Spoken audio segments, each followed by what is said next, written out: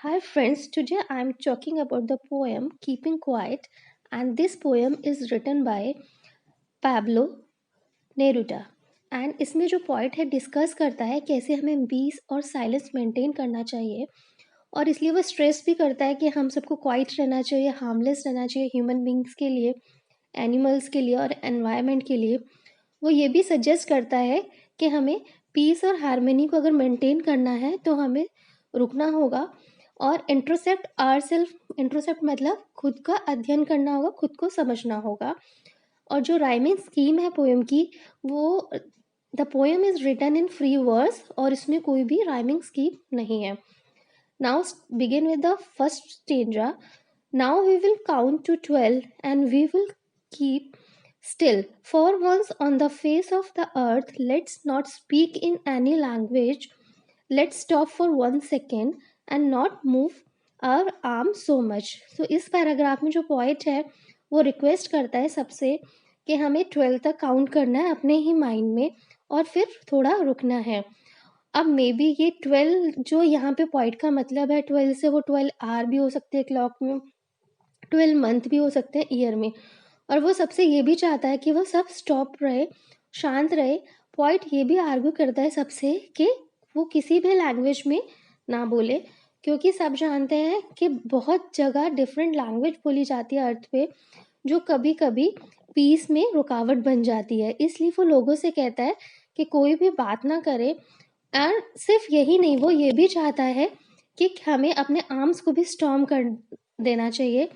Arms का मतलब यहाँ पे है वेपन्स, जो कि डिफरेंट कंट्रीज रेज करती हैं, यूज़ करती हैं वॉर में एक दूसरे के खिलाफ। सो बेसिकली जो पॉइंट है वो इसमें पीस चाहता है और हम सबके लिए पीस चाहता है। इसमें जो लिटरेचरी डिवाइस है वो एजोनेंस है, मतलब यूज ऑफ जो वॉवल साउंड है ओ और ई। और इसमें एनाफोरा है, 2 consecutive line starting with the word let's. And alliteration है, मीन्स कॉन्सोनेंट साउंड का बार बार रिपीटिशन है। वी विल, तो डब्ल्यू जो साउंड है वो रिपीट है। सेकेंड स्टेंजा में it would be an exotic movement without rush, without engine, we would all be together in a sudden strangeness. Fishermen in the cold sea would not harm whales, and the men gathering salt would look at his hurt hands. Means यहाँ पे इस poem में इस paragraph में point कहता है कि ये बहुत कम रेयर सिचुएशन होगी, बहुत डिफरेंट सिचुएशन होगी कि कोई भी इंजन इसमें वर्क नहीं कर रहा होगा। यहाँ पे वो चाहते हैं कि सब जो भी चलती हुई चीज़ है रुक जाए, और ये बहुत ही डिफरेंट मोमेंट होगा क्योंकि जो जितने भी इंजन्स है, जैसे व्हीकल्स है, मशीन्स है, सब रुक जाएंगे। और यहाँ पे अचानक से स्ट्रेन से सिचुएशन हो जाएगी वर्ल्ड में, मतलब अजीब सी शांति है जो सब फील करेंगे।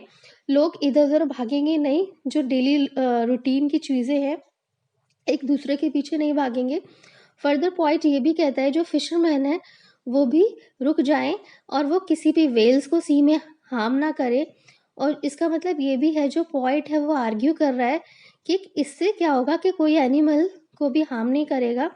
और यहाँ पे वो वेल्स का एग्जाम्पल दे रहा है कि जो लोग हंटेड करते हैं, स्पेशली फिशरमैन, किस लिए? फूड के लिए और ट्रेड के लिए। और वो ये भी चाहता है कि लोग यहाँ पे शांत रहे और वो वहीं पे खड़े हो जाए, ताकि वो जो उन्होंने अचीव किया है और जो लॉस किया वो सब यहाँ पे रुक जाए। इसके लिए वो एग्जाम्पल देता है उन मेंस का जो सॉल्ट इकट्ठा करते हैं और अपने हाथ को हर्ट करते हैं। और वो यहाँ चाहता है कि थोड़ी देर के लिए सब रुके, ये देखने के लिए और ये फील करने के लिए क्या अचीवमेंट्स हुए हैं और क्या खोया है, कुछ मटेरियलिस्टिक थिंग्स को अटेन करने के लिए। इस पैराग्राफ में जो लिटरेसी डिवाइस है वो एलिट्रेशन है। वी वुड मीन्स यहाँ पे जो डब्ल्यू साउंड है वो रिपीट हुआ है। सडन स्ट्रेंजरनेस, एस साउंड रिपीट हुआ है। हिज हर्ट हैंड्स, यहाँ पे एस साउंड रिपीट हुआ है। Now begin with the third stanza. Those who prepare green wars, war with gas, war with fire, victory with no survivors, would put on clean clothes and walk about with their brother in the shade, doing nothing. What I want should not be confused with total inactivity. Life is what it is about. I want no truck with that. इस paragraph में point ये भी कहता है कि सब रुक जाओ, सब अपनी एक्टिविटीज़ रोक दो। वो एक्टिविटी जिससे तुम एनवायरनमेंट को डैमेज करते हो। जितने भी ह्यूमन बीइंग्स हैं आज मनी बनाने के लिए एनवायरनमेंट को डैमेज कर रहे हैं अपनी एक्टिविटीज़ से, जैसे कि माइनिंग करते हैं, डिफॉरेस्टेशन मतलब जो पेड़ काटते हैं, जो केमिकल वेस्ट है जो रिवर्स में जाने देते हैं। पॉइंट ये भी कहता है ये सब रोक दो।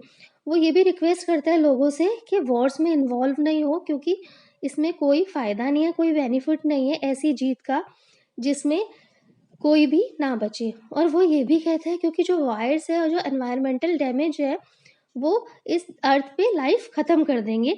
इसकी बजाय वो ये चाहते हैं कि एक न्यू अप्रोच लगाना चाहते हैं टूवर्ड्स लाइफ मैनकाइंड की। वो ये भी कहते हैं कि हमें अपने एनिमी को ब्रदर की तरह ट्रीट करना चाहिए और पीस को प्रमोट करना चाहते हैं और इस वर्ल्ड में हार्मनी चाहते हैं। और इस जो पैराग्राफ में है लिटरेसी डिवाइस है, एलिट्रेशन है, war with W sound repeat है, क्लीन को क्लोथ सी साउंड रिपीट है, एजोनेंस मतलब वॉवल्स का यूज हुआ है, victory with no survivors would put on clean clothes and walk about with their brother repetition हुआ है, use of work. Fourth stanza में if we were not single minded about keeping our lives moving and for once could perhaps a huge silence might interrupt this sadness of never understanding ourselves and of threatening ourselves with death। और इस paragraph में जो point है वो कह रहा है कि अब जो पॉइंट है वो क्लैरिफाई करता है रीडर्स को कि जैसे हम स्टॉप हैं, कुछ भी ना कहें, कुछ भी ना करें, इसका मतलब ये नहीं है कि हम बिल्कुल ही नॉन एक्टिव पर्सन बन जाएं। नॉन एक्टिव वो पर्सन होता है जो हमेशा हिलता नहीं है, डुलता नहीं है और कोई कुछ करता नहीं है। बट यहाँ पे सिंपली ऑथर का मतलब ये है कि हम रुक जाएं और अपने सारे जो भी मतलब सोचें कि हमने जो जो काम किया उसका क्या रिजल्ट हो सकता है। पॉइंट ये नहीं चाहता है लोगों को कि वो मारे जाएं उनकी लालच की वजह से, मनी के लिए या ट्रेडरीज के लिए, एक्सपेंशन के लिए।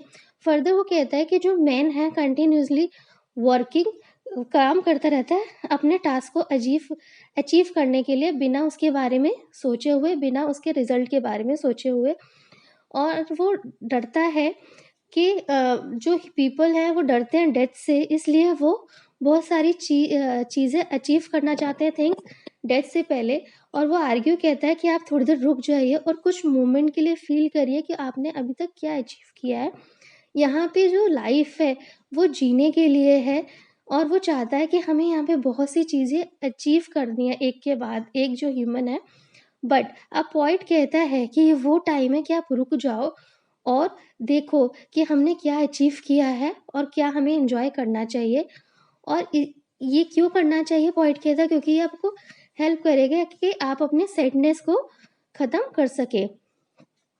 सैडनेस कौन सी कि हमने जो भी अचीव किया उसको हम एंजॉय नहीं कर पाए, और वो ग्रीड जो हमारी लालच थी अचीव करने की कि हमें क्या नेक्स्ट अचीव करना है, उसकी वजह से हमने जो ऑलरेडी अचीव कर लिया उसको हम अचीव नहीं कर पाए हैं। इसमें जो लिटरेरी डिवाइस है वो एलिट्रेशन है, we were so single minded, embarrassment मतलब and for once could perhaps a huge silence of threatening ourselves with death. Fifth जो स्टेंजा है इसमें जो perhaps the earth can teach us as when everything seems dead and later proves to be alive. Now I will count up to 12 and you keep quiet and I will go। इसमें point suggest करता है कि हमें nature से सीखना चाहिए क्या सीखना चाहिए कि जो भी हम रुकने के लिए कहा गया है या अपनी लाइफ को सोचने के लिए कहा है ये हमें न्यू मीनिंग देंगे। तो इसलिए पॉइंट अब सजेस्ट करता है ह्यूमन बीइंग को कि हमें एक लेसन लेना चाहिए अर्थ से कि विंटर्स में हर चीज़ जो है फ्रीज हो जाती है, लाइफलेस हो जाती है, बट जब सीज़न चेंज होता है और स्प्रिंग सीजन आता है तो एवरीथिंग जो भी नेचर में प्रेजेंट है जैसे ट्रीज, बर्ड्स, रिवर्स, ये सब जो है दोबारा ऐसा लगता है इनको लाइफ मिल गई है। तो यहाँ पे पॉइंट ये एग्जांपल दे रहा है नेचर का और ये कहना चाहता है जितने भी ह्यूमन बीइंग हैं उनको भी स्टॉप हो जाना चाहिए और अपने काम को जज करना चाहिए और उन्हें ये ट्राई करना चाहिए अपनी लाइफ बेटर बनाना चाहिए साइलेंस के साथ, पीस के साथ। फाइनली वो ये पोएम ख़त्म करता है ये कहते हुए कि अब वो 12 तक काउंट करना चाहता है ताकि सब शांत हो जाएं, क्वाइट हो जाए। और यहाँ पे क्वाइट का मतलब है काम काम डाउन, अपने आप को शांत कर ले और एक पीस के पाथ की तरफ मूव करे, हारमोनी की तरफ। ये कहने के बाद वो कहता है आई विल गो, ही से सो। उसने ये ऐसा इसलिए कहा क्योंकि वो अपना मैसेज दे रहा है लोगों को और ये चाहता है कि सब अकेले बैठ के सोचें अपने काम के बारे में और अपनी पीस को अटेन करने के बारे में। तो ये थी पोएम कीपिंग क्वाइट का एक्सप्लेनेशन। अगर आपको ये एक्सप्लेनेशन पसंद आया तो प्लीज़ हमारे चैनल को ज़रूर सब्सक्राइब करें ताकि मैं आपको आगे और चैप्टर्स का एक्सप्लेनेशन देके आपकी हेल्प कर सकूँ। Thank you friends.